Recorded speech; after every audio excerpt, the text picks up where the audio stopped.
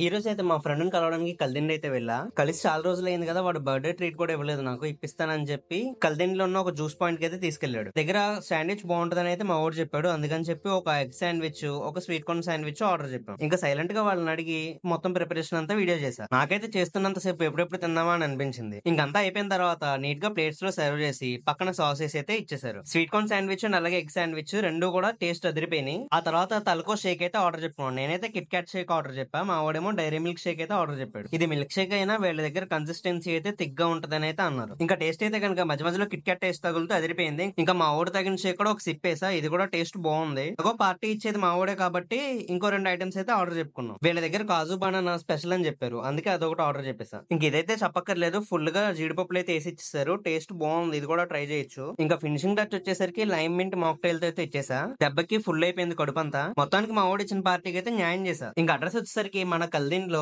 కోరికల్లు road అయితే ఉంది కదా, ఆ రోడ్ లో వల్లి సాయి కాంప్లెక్స్ లో అయితే ఉంటది సాయి ఫ్రూట్ జ్యూస్ అని చెప్పి. వీళ్ళు మ్యారేజెస్ అండ్ అలాగే ఈవెంట్స్ కి స్టాల్స్ కూడా ఇస్తారంట. ఎవరికన్నా ఇంట్రెస్ట్ ఉంటే కాంటాక్ట్ అవ్వండి.